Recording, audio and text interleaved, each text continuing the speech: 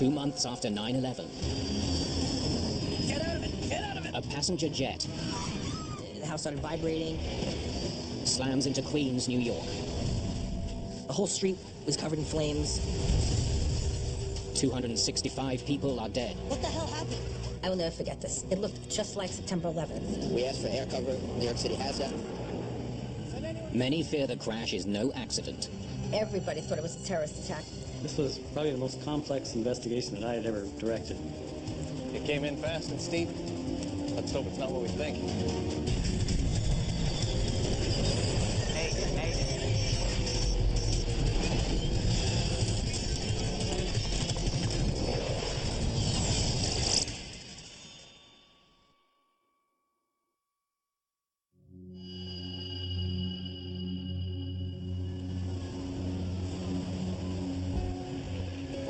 November the 12th, 2001. It's the Veterans Day holiday in the United States, a day off for many. But at New York's John F. Kennedy Airport, it's another busy day.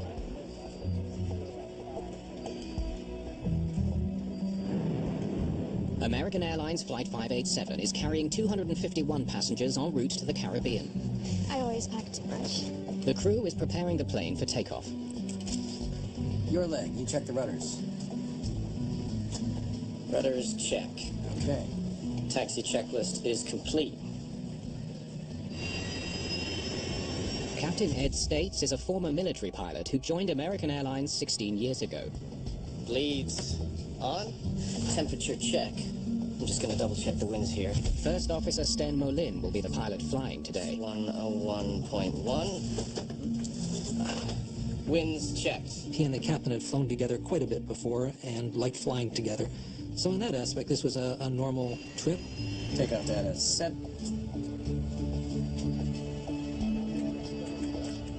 American 587, follow Japan Air, Boeing 747 ahead. Follow Japan Air, American 587. Well, ladies and gentlemen, at long Last, we're number 2 for takeoff. Immediately after takeoff, we'll be in a left-hand turn, heading for the shoreline. About 2 or 3 minutes, it'll be our turn to go. Flight 587's flight plan takes it out over New York's Jamaica Bay before heading south to the Dominican Republic. Everyone on board is looking forward to swapping the bleak November weather for the heat of the Caribbean. One passenger has even more reason to be thankful. 2 months ago, on September the 11th, Hilda Mayor survived the attack on New York's World Trade Center.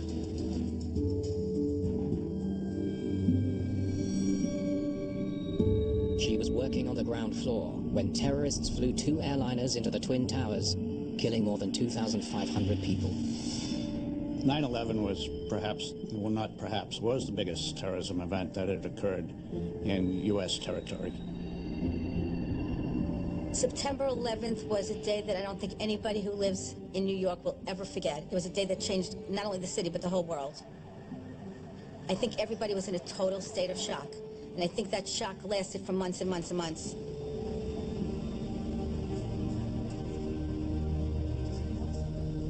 American 587, Kennedy Tower. Caution, wake turbulence, runway 31 left. Taxi into position and hold. flight attendants, prepare for takeoff, please. You have the airplane.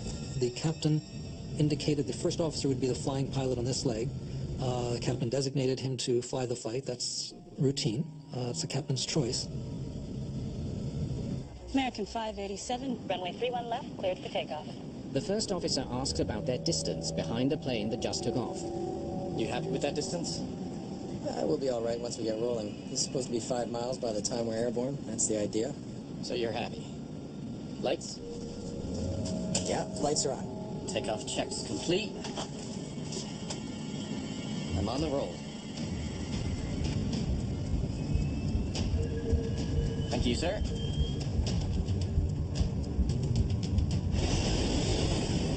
They perform the takeoff. It's all done professionally. It's all done by standard procedures. V1. Rotate. Flight 587 lifts off at 9:14 a.m. American 587, heavy, climb and maintain 13,000. In the homes below, residents of Queens, New York hear the familiar sound of jets overhead. planes, you know, take off and land. They fly right over the peninsula every 45 seconds. It was just a normal thing. A patch of turbulence rocks the plane. Oh boy. Max power. You all right? Yeah, I'm fine. Hang on to it, hang on to it. Let's go for power, please. 2,300 feet above the ground. Disaster strikes.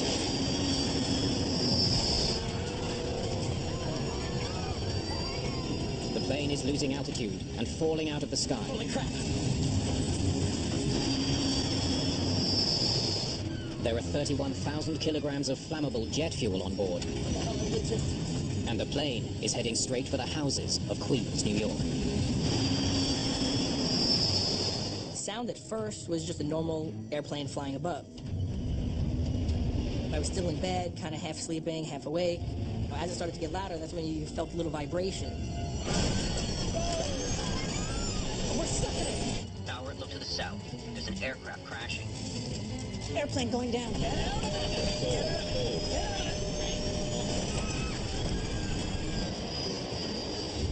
house started vibrating very heavily. You know, this all happened really quick.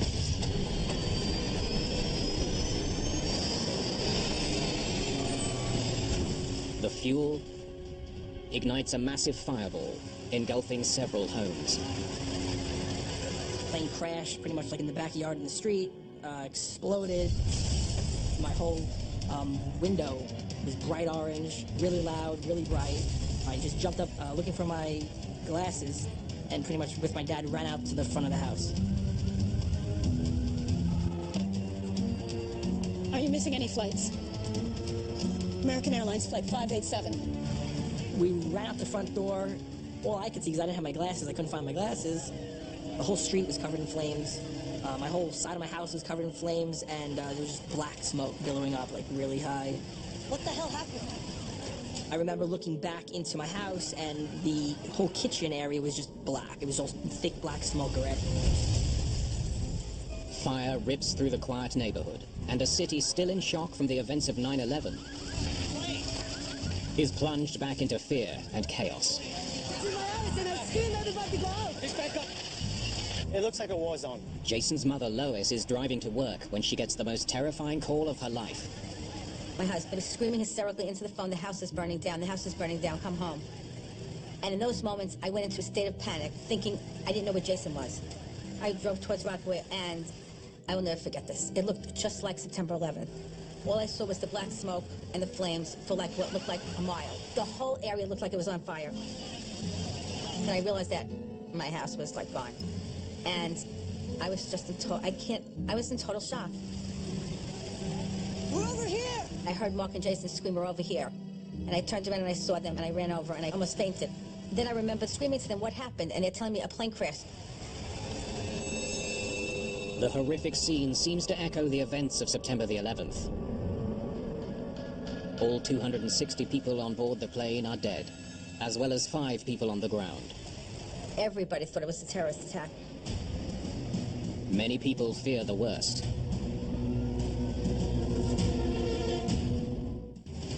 After learning a plane has crashed into Queens, New York, Mayor Rudy Giuliani tries to reassure the public. Just talked to President Bush and we talked to his chief of staff. We asked for air cover. New York City has that.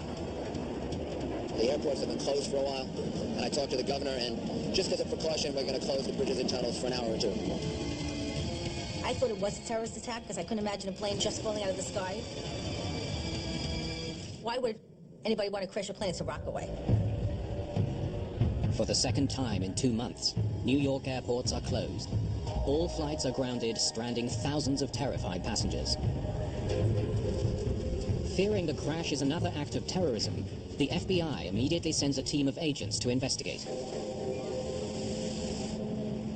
Send anyone who saw what happened over to me, okay? Barry Morn is the assistant director of the FBI's field office in New York City. 8 weeks earlier, he was at the scene when the World Trade Center collapsed. He pulled his team out just before the Twin Towers came down. We were still heavily involved in the investigation of 9/11. So when I heard about it, I immediately got concerned as to, was this another terrorist attack? But the FBI isn't working alone. This is first and foremost a plane crash. This investigation is being led by the National Transportation Safety Board to make sure that the facts are fully known to the American people. The NTSB sends its own team of experts to Queens. They face a daunting challenge. A passenger plane and 4 houses demolished. The two agencies are searching for clues that are going to be very hard to find. This was probably the most complex investigation that I had ever directed. Robert Benson is a 17-year veteran of the NTSB. He has investigated 30 major accidents. He's in charge of a team of 21 investigators. We like to think we enter any investigation with an open mind, but we're all human beings. And this accident occurred so close to the tragedy of 9/11 that we naturally jumped to conclusions. Then we had to force ourselves to back up and carefully study the evidence. Make sure it's all in one place. Murphy, who are you? Inspector Murphy? Agent Mon, FBI. Investigator Brian Murphy is the NTSB's structures and materials expert. He's a veteran of many crashes, but this one hits close to home. He has close ties to this neighborhood. And given it much thought until I had seen the church where we buried both of my grandfather and my grandmother. St. Dennis is right there. So, and it came back, and when I walked over to 129th Street, I remembered, you know, being a kid, and my cousins and I were all there. It came in fast and steep. Let's hope it's not what we think. The NTSB and the FBI will work the crash site together until one important question is answered. Was this terrorism, or was it an accident? Airplane parts go in the bins. Everything else stays here for now. The crash site is a chaotic mixture of household debris and plane wreckage. Sorting one from the other is a difficult task. Sorting between home and airplane has to be done. I don't want to take all of the 5 homes home with me to sort through. I mean, you want to try and do as best a job you can while you're on site to make sure you isolate airplane, and you also don't want to leave any airplane behind. Definitely not from our plane. Thanks. We've been doing this a long time, of course, and we can recognize an airplane by only looking at about 10% of it. But to a layperson, the destruction of the fuselage and the wings was so great that I would venture to say a layperson would have trouble recognizing it as an airplane crash. Flight 587 crashed into a densely populated neighborhood. Hundreds of people saw the plane come down and are eager to tell their story. I heard a noise, I looked up in the sky, I saw a plane, I saw fire coming out of it. The plane blew up in half. It blew in the air. I was half asleep. It's a sound that got me up. It was real loud. Witness reports fuel concerns this was a terrorist attack. Some of the witnesses were saying they saw the plane explode in the air, that they saw a huge fireball, and sounding like it had been a bomb on board.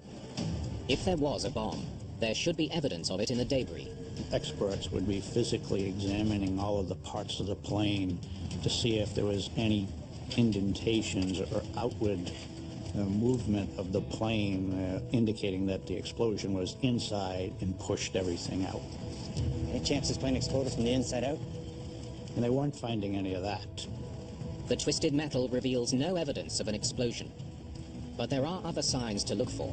They would be looking for any explosive residue in any parts of the plane, which would usually tells us that this occurred because of an explosion.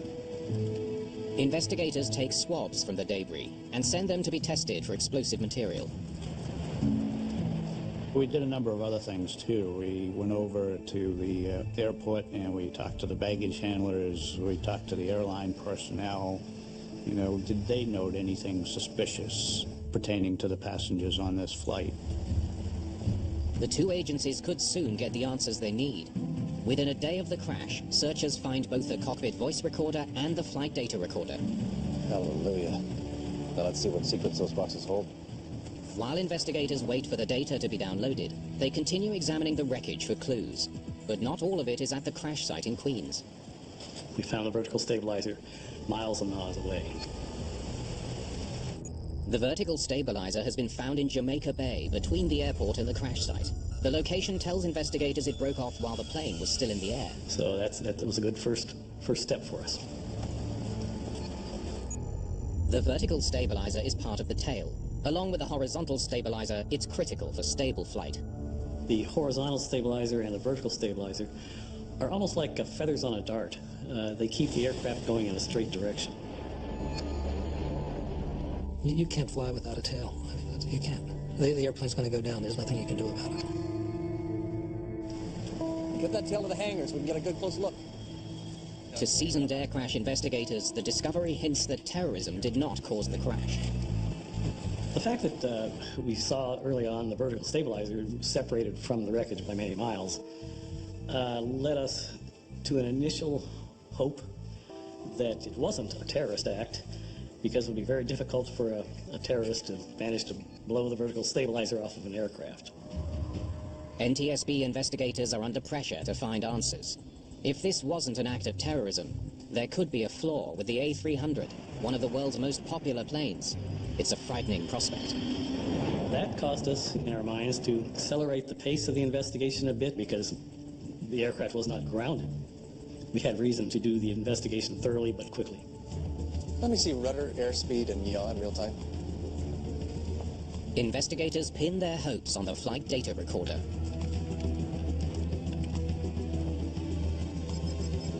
They immediately notice something unusual. Look at these rudder inputs. The rudder helps pilots turn the plane by deflecting the oncoming air. The more it pivots, the more the air is deflected and the sharper the turn. What is going on? From the flight data recorder, we discovered that the rudder had been moved back and forth rapidly several times. We didn't know why. Could have been caused by the pilots, one or both perhaps, reacting to something. Investigators are intrigued.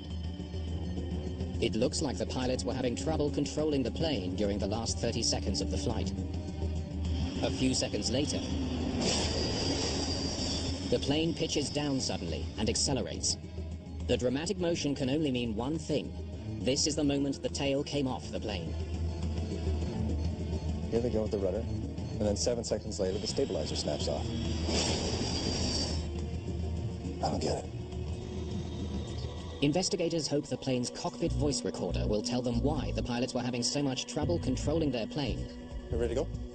And why the plane's tail came off in midair. The CVR is an amazing device. It's a digital tape recorder that records all noises in the cockpit and noises even some outside the cockpit. They listen to the last few moments of the flight. If a bomb brought down the plane, they should hear the sound of the explosion. Little wake turbulence, huh? Yeah. Investigators listen as the pilots discuss hitting the wake from another plane. It seems Molin wants more speed to help them fly through it. 250 knots, thank you. Max power. You all right? Yeah, I'm fine. Hang on to it. The investigators listen for the sound of an explosion. We heard loud pops and snaps, and especially loud noise. 1558. That's the tail coming off. They match the timing of that sound to the FDR data. And we could pinpoint exactly to the second when the vertical stabilizer came off. Holy crap! What the hell are we into? We're stuck in it! Get out of it! Get out of it! Get out of it! Onboard explosions also have a distinct sound pulse. I didn't hear anything that sounded like a bomb. And we didn't hear that on the CVR. There's nothing on the recording to indicate a bomb exploded on the plane. Not only that, but lab results confirm there's no trace of explosives on any of the debris. No signs of an incendiary device being on board. No claims of credit. No suspicious activity either at the airport or even with the passengers themselves. Nothing on the flight recorder? No explosion. This was in all likelihood either a mechanical error or a pilot error. I'm not surprised. It seems consistent with what we're finding. Once a determination is made that it's not a criminal matter, Let's wrap it up, guys. We're done here. then we totally go away, actually. The FBI leaves the investigation in the hands of the NTSB. Once we could eliminate a terrorist act, then the investigation took on a different focus. We were sure now it was an aircraft accident. All right, back to the wreckage. Let's figure this thing out. Investigators are faced with a puzzling question. How does a vertical stabilizer just fall off? I've been investigator in charge with the NTSB for, at that time, 20 years or so, and I had never seen anything quite like this.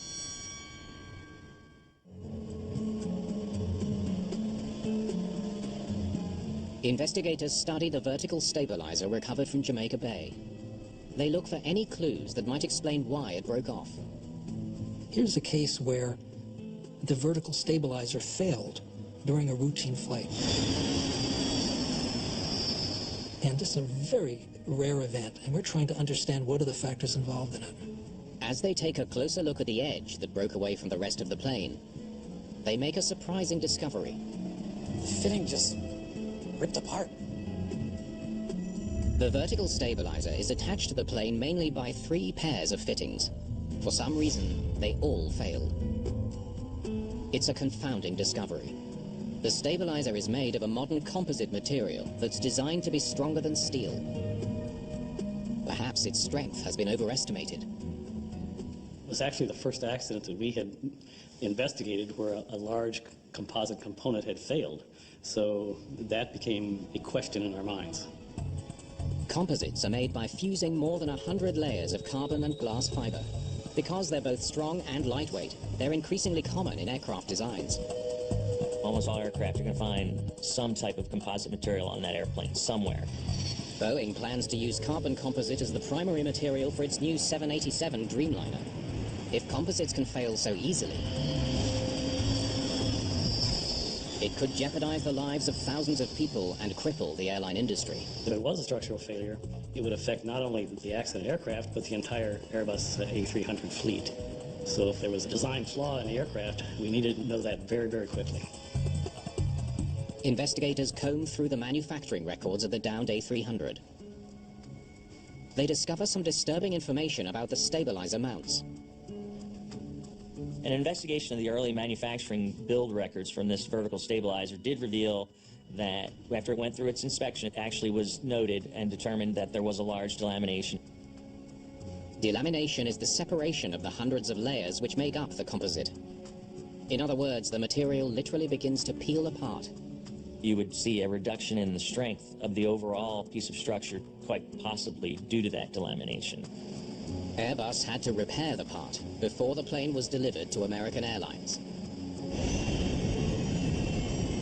If the laminate failed before, perhaps it failed again. What you're worried about in your composite structure is barely visible impact damage. Cut it here, send it to the lab. Damage that's not able to be seen by the naked eye. Investigators study microscopic scans of the composite material, looking for evidence of delamination. It looks fine to me. They come up empty. There's no sign that the composite is peeling apart. If the material wasn't the problem, then perhaps it's the design of the mounts that's faulty. To test the design of the stabilizer mounts, investigators enlist the help of the manufacturer. Airbus was a great party to the investigation. They were very eager to get an answer, very eager to defend their product. All right, ready to start the test? Let's go. Investigators want to know if the fittings really can withstand 100,000 pounds of force as they're meant to. Stop it there. 100,000 pounds in holding. So far, so good. The fitting has met its design requirements. So this, in essence, confirmed the fact that the design of the vertical stabilizer attach points was good. But the test isn't over.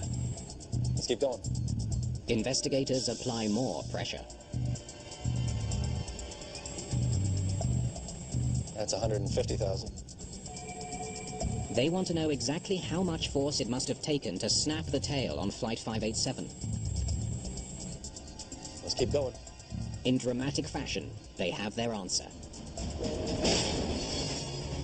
At the time the vertical stabilizer failed, the right rear lug was experiencing a load of about 200,000 pounds of force. That's twice the force that the mounts were designed to handle. So what would cause that kind of pressure? Somehow, more than 200,000 pounds of pressure ripped the tail fin from the plane, a force far stronger than anything an A300 should normally encounter. We knew, of course, from listening to the air traffic control tapes that the accident aircraft took off a minute and a half or 2 minutes after a JAL, Japanese airline, Boeing 747. A little bit of wake turbulence, huh? Yeah. The captain says, a little wake turbulence, huh? Could that turbulence have been strong enough to tear the tail from the plane? Wake turbulence is caused by the movement of air over and under the wing. When the two streams of air meet at the wingtips, they combine to create a powerful vortex that trails behind the plane. So you can almost imagine two tornadoes coming off the wingtips of an airplane. The effects of wake turbulence vary upon the size of the aircraft encountering the turbulence.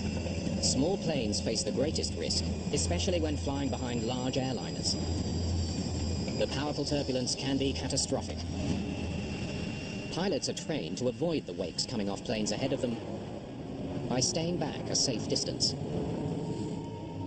Investigators wonder if the pilots of Flight 587 miscalculated that distance as they waited to take off behind a jumbo jet. Japan Airlines 47 Heavy, runway 31 left, cleared for takeoff. The JAL flight took off at 11 minutes after 9. American 587, Kennedy Tower. Caution, wake turbulence, runway 31 left. Taxi into position and hold. You have the airplane. They had been cautioned about wake turbulence behind the 747 by air traffic, so they would all have been aware of it. A minute and a half later, Flight 587 was cleared to take off in the same direction. American 587, runway 31 left, cleared for takeoff. Investigators know the first officer was concerned about their distance from the 747. You happy with that distance? We'll be okay once we get rolling. He's supposed to be 5 miles by the time we're airborne. That's the idea. So you're happy? Lights? Maybe they got too close. If the pilots misjudged the distance to the plane ahead, I'm on the roll. Airport radar information should reveal their mistake. Investigators plot the paths and distance of the two planes. Never closer than 5 miles. They should have been fine. Their calculations show that Flight 587 was flying at a safe distance. The wake should be too weak to be dangerous. The separation was entirely within Federal Aviation Administration regulations. But after they hit the wake, the tail falls off. Was this some kind of super wake? Our job then became to figure out how strong the wakes were. Many factors can influence the intensity and direction of wake turbulence, the strongest of which is weather. Weather and wake turbulence go hand in hand in a sense. In fact, wake turbulence is almost a weather phenomenon. I mean, it's air movement. In a perfectly calm wind condition, for instance, the wake turbulence off of an aircraft goes straight back and affects anything straight behind it. If you have a crosswind, the wakes off the tips of the wings actually blow with the wind. They remain rotating, but they move. Winds were just 11 knots. Investigators discovered that there was very little wind as Flight 587 took off. That may have made things worse. There was no wind to help dissipate the vortex. NASA scientists conduct a study to determine exactly how strong the wake would have been. They said at the time of the encounter by the accident aircraft, the wake from the 747 had dissipated 20 to 40% or so. The vertical stabilizer can withstand almost 200,000 pounds of bending force. Even at full strength, the wake from a 747 should not be strong enough to snap the tail off an A300. At 80% of its strength, it could not have done any damage at all. Not even close to what it would take to rip the tail off an Airbus. Investigators return to the best clue they have, the unusual rudder movements. 11 degrees left. 11 degrees right. We saw the rudder go back and forth to its maximum deflection several times very, very rapidly. As of this point, we still didn't know why, but that was something that raised our eyebrows.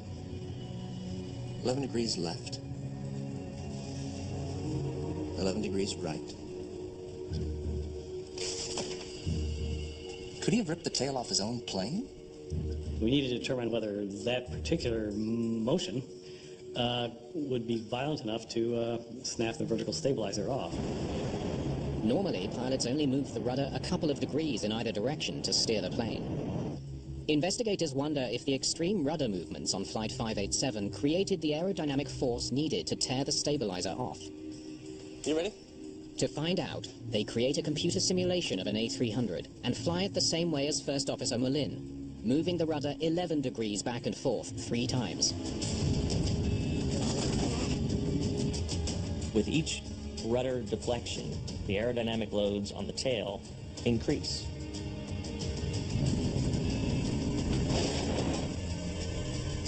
There. That would have done it. And it was those increasing loads that caused this. They concluded that it was the inputs that were being made on the controls that led to the structural failure and no other factor. Well, he's doing it to himself. And by way of analogy, you stick your hand out the car window going 60 miles an hour, and you can feel it being pushed backwards. Well, try sticking your hand out the window when you're going 250 miles an hour. Well, you probably lose your hand. What was he thinking? The discovery finally explains what happened to American Airlines Flight 587. But it doesn't explain why. So now we've eliminated several items, and we're starting to look at the actions of the flight crew very carefully. It's clear the pilots should have had no trouble handling the amount of wake turbulence they experienced on takeoff. Our studies through NASA indicated that the strength of the wakes were not that severe. They were easily manageable. Normally in wake turbulence, an airplane, especially as large as an A300, can respond itself to the wake turbulence. There's a momentary discomfort. Oh boy. And then the airplane resumes normal flight. But that's not what happened on Flight 587. Little wake turbulence, huh? The captain commented a little wake turbulence. Yeah. He may have been questioning the first officer's response. And he was just saying, you know, it was not that big a thing, was it? You all right? Yeah, fine. What's surprising was the first officer's response. There really should not be a call to have that kind of aggressive actions to it. They don't understand why an experienced pilot would move his rudder so violently to fly out of the wake. Investigators talk to pilots who flew with Molin. You take a seat. They make a surprising discovery. We began to suspect that the first officer overreacted. Tell me what happened. There was one unusual aspect that was disturbing, that he had a history of responding very aggressively to wake turbulence. He did the same thing 7 years ago. He moved the rudder pedal quickly back and forth. The captain said that he was shocked by this. He was overworking the rudders. He said, "Why did you do that? Why did you respond like that?" And according to the statement, the first officer said they taught us to respond like that in the training. Is it possible that the airline is teaching their pilots such a dangerous maneuver? Investigators have to find out before another pilot makes the same mistake. Get out of it!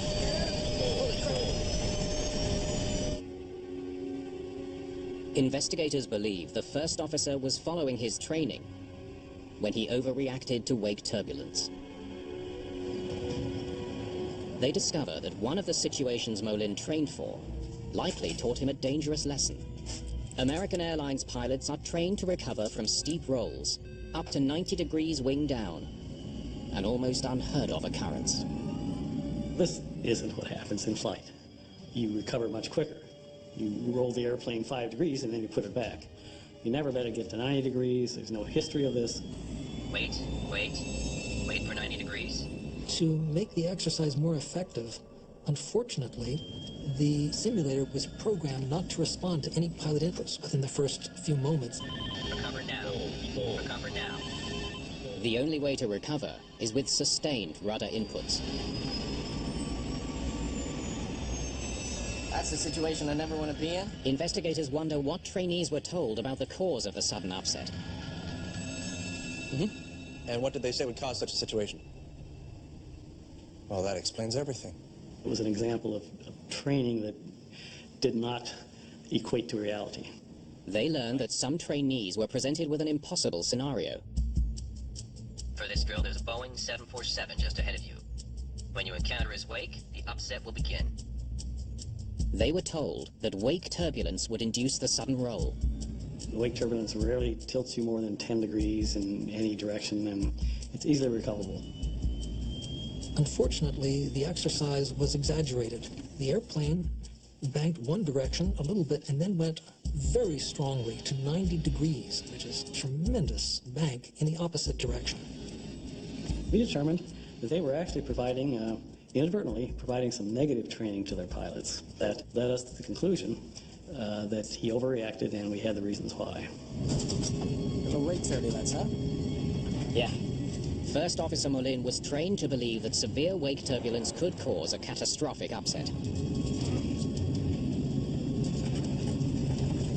Max power. You all right? The captain asks him, "Are you all right?" And it's noteworthy that the captain does not add max power.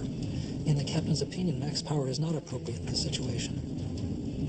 The first officer began responding with wheel back and forth and accompanied by rudder, back and forth rudder.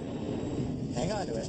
Hang on to it. He thought it was some outside turbulence or something else that was happening, and he was making opposite controls and was fighting himself and didn't know that it was actually his inputs that were causing the problem. First officer overreacted on the rudders. He didn't let the aircraft stabilize in one position or the other, so it hits a stop and then whips itself back and forth, and this creates huge loads on the vertical part of the fin. The first officer's actions stressed the vertical stabilizer until it breaks under the strain. What the hell are we into?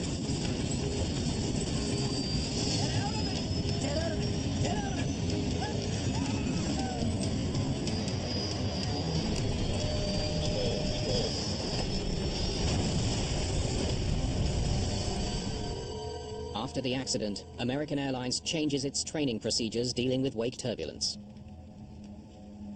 Once it became clear that some negative training was going on, American Airlines, to their credit, revamped the program to prevent this type of activity. The training simulator has been modified to be more realistic. Inputs have an immediate effect. Pilots are now taught not to use the rudder at high speed. A new warning light is also installed in the cockpit to help prevent pilots from deflecting the rudder too far during flight. Well, people ask me about the effects of 587. I hark back on the incredible loss of life. It's the second worst accident in U.S. history. I lost everything, but other people, look at all these people who are dead.